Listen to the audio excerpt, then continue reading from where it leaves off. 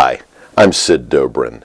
In this video, I'll be talking about the digital project that asks students to develop evaluative criteria for a recently purchased product.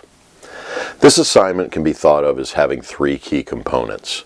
First, for each student to develop a set of criteria by which to evaluate a product that he or she has recently purchased.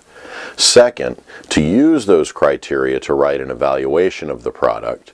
And third, to circulate the evaluation publicly through one of the many web sources that publish consumer reviews. I designed this assignment with these three items in mind to provide students with the opportunity to practice engaging three of the most important parts of writing to evaluate. When I assign this prompt, I'm generally less concerned with what product each student selects, wanting them to focus more on the criteria for the evaluation. However, I do recommend that if you assign this prompt, you create some parameters for what kinds of products students should and shouldn't select. For example, I try to avoid products that might lead to ethically questionable reviews, handguns or pharmaceuticals, for example.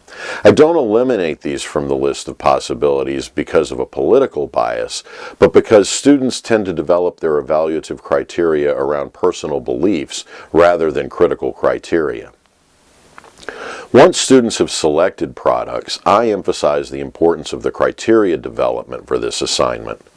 I tie this to situational understanding, relying on the assessment rubric for the chapter assignments to help establish this importance. I also ask students to look at the media through which they plan to circulate their evaluation before developing their criteria, since the situation will inform what may or may not be viable criteria. I also talk about how the media of circulation may constrain other aspects of the evaluation, like its length, community requirements, and language limitations. In total, I spend most of my time talking about this assignment, focusing on the relationship between the criteria and the situation. I also emphasize the importance of this relationship through the assessment rubric I use to grade the assignment, talking specifically about the situational understanding criteria of the rubric. I also talk with students about posting their evaluations on public review sites. This allows us to talk about ethos, network, and circulation.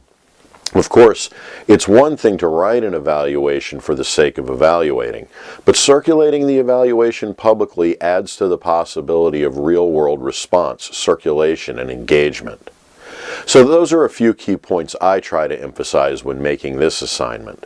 Thanks for using writing situations, and thanks for watching.